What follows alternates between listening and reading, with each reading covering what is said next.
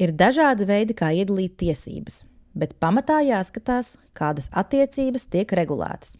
Ja ir personu savstarpējās attiecības, cilvēks un cilvēks, cilvēks un uzņēmums, biedrība un uzņēmums un līdzīgi, tad tās būs privātās tiesības, jeb privāttiesības.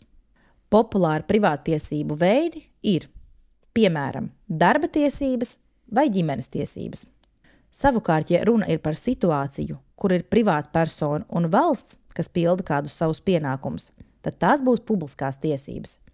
Tās ir, piemēram, nodokļu tiesības, normas par sociālo palīdzību un tam līdzīgi. Privāttiesības regulē dažādi likumi, tomēr pārsvarā abām pusēm ir liela brīvība izlemt par to, kā rīkoties.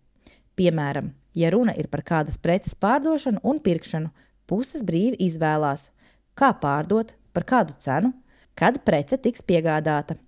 Valsts ar likumiem vai kontroli šādā situācijā nejaucas. Savukārt attiecībā uz publiskajām tiesībām valsts un privātpersonas attiecības tiek stingri kontrolētas. Likumi nosaka abu pušu pienākumus un rīcību. Tas ir, kad runa par to, ko pārdevējam jāmaksā nodokļi, tad šis process jau tiek stingri noteikts likumos. Ja valsts neveic savas funkcijas, bet vienkārši darbojas kā jebkura cita persona, tad tās arī būs privāttiesības. Piemēram, ja pašvaldības ēkā izīrē telpas biedrībai, tās būs kā jebkuras citas privāttiesiskas attiecības.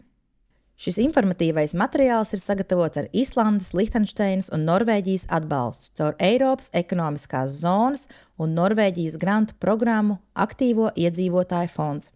Par materiālu saturu atbild nodibinājums Invalīdu un viņu draugu apvienība Apeirons.